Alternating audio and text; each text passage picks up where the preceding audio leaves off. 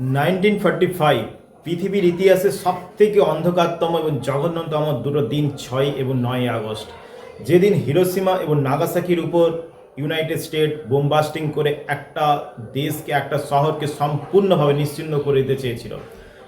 ঠিক 80 বছর পর, প্রায় 80 বছর পরে, একবিংশ শতাব্দীতে দাঁড়িয়ে সেই একই হুমকি আমেরিকা ইরানের বিরুদ্ধে দিতে থাকে।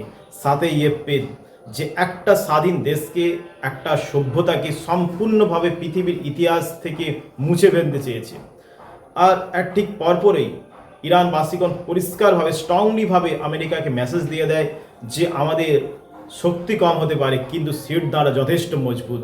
আর তারা মানববন্ধন থেকে পারমাণবিক বিদ্যুৎ কেন্দ্রে তারা যে সুরের ঝংকার বাজাতে থাকে, সেই ঝংকারের তীব্রতা এতটাই ছিল যে আমেরিকা তার সিদ্ধান্ত থেকে পুরো ডিগবাজি খেয়ে একেবারে যুদ্ধবিরতি ঘোষণা করতে বাধ্য হয়। এবং যুদ্ধবিরতি ঘোষণা তাকে করতেই হতো। যেভাবে ঘরে রিপাবলিকান পার্টি একটা পেশার ছিল এবং জনতার একটা পেশার, আর ইন্টারন্যাশনাল, যেহেতু হরমুজ পানারে বন্ধ ছিল, ইন্টারন্যাশনাল পেশার তো ছিলই, তাই সেখান থেকে তাদের বেরোতেই হতো। আর ট্রাম্পের গদিও একেবারে যায় অবস্থায় ছিল।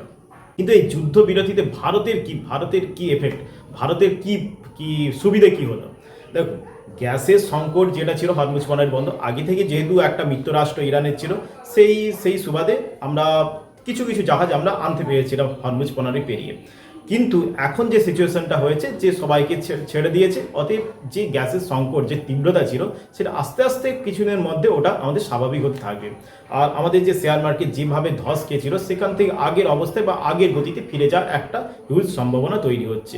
তাই সমস্ত দেশ সবসময় ভারত চায়, যুদ্ধ নয় শান্তি চায়, মানুষ শান্তির পক্ষে আসুক। যে কোনো সমস্যার সমাধান একেবারে শেষ পথ হিসেবে যুদ্ধটাকে বেছে নেওয়া উচিত। নয়তো যতটা সম্ভব আগে তার সলিউশনের পথ দিয়ে হাজারটা পথকেই আমরা ব্যবহার করা উচিত। ওকে, থ্যাংক ইউ।